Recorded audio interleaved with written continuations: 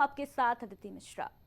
सोचिए जरा, कोई शख्स दुनिया की सबसे ताकतवर कुर्सी पर 2 बार बैठ चुका हो, लेकिन फिर भी उसकी ख्वाहिश पूरी ना हुई हो। क्या कभी कोई विश्व नेता अपनी सबसे बड़ी राजनीतिक प्रतिद्वंदिता को शांति के तमगे से मापना चाहता है? जी हाँ,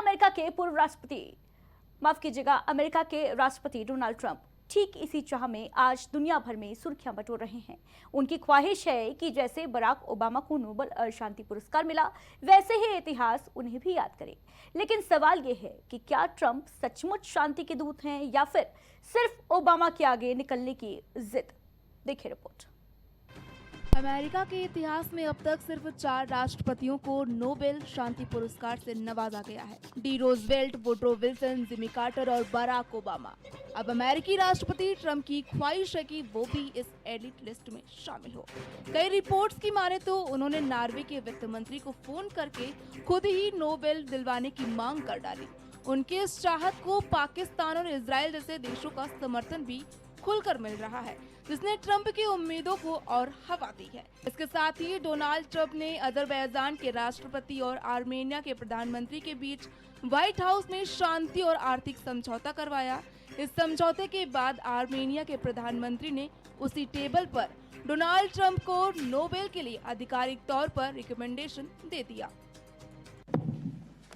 I think President Trump deserved to have a Nobel Peace Prize, and we will defend that, and we will promote. असल में ट्रंप की बराक ओबामा से होड़ नई बात नहीं है। साल 2009 में जब ओबामा को राष्ट्रपति पद संभालते ही नोबेल शांति पुरस्कार मिला, तब से ही ट्रंप ने इस दौड़ में खुद को उनका सबसे बड़ा प्रतिद्वंदी मान लिया। दोबारा राष्ट्रपति बनकर उन्होंने ओबामा की बराबरी तो कर ली, मगर अब अगला पड़ाव है वही नोबेल ताज। पाकिस्तान का दावा है कि भारत पाक झड़प के दौरान डोनाल्ड ट्रंप की कूटनीति से बड़ा युद्ध टल गया। इजराइल के प्रधानमंत्री नेतन्याहू भी गाजा संकट में उन्हें शांति दूत बताने पर तुले हुए हैं।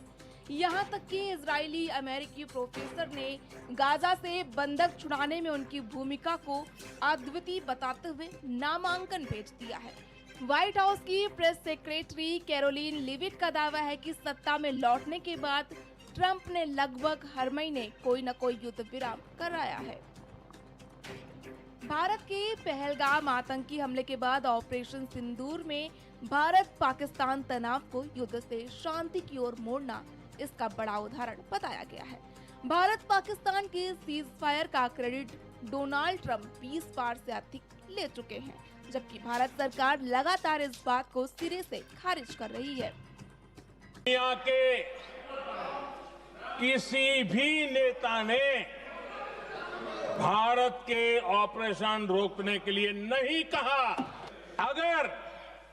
अगर पाकिस्तान का ये इरादा है तो उसे बहुत महंगा पड़ेगा। किसी के कहने पर समाधान नहीं हुआ। पाकिस्तान घुटनों के बल हमारे डीजीएमओ को फोन किया कि भाई बंद करो।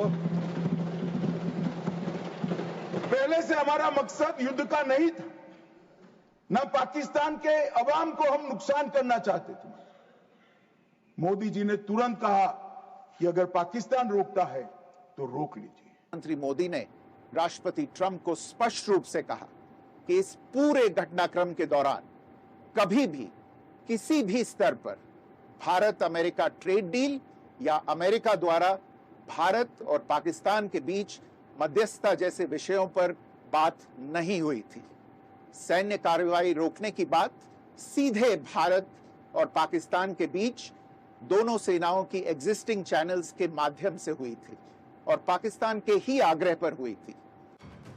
सवाल ये है कि क्या डोनाल्ड ट्रंप वाकई दुनिया को शांति की राह दिखा रहे हैं, या फिर नोबेल शांति पुरस्कार उनके लिए सिर्फ ओबामा से आगे निकलने की जिद है? सवाल बड़ा है और जवाब आने वाला वक्त ही देगा। रूस और यूक्रेन के बीच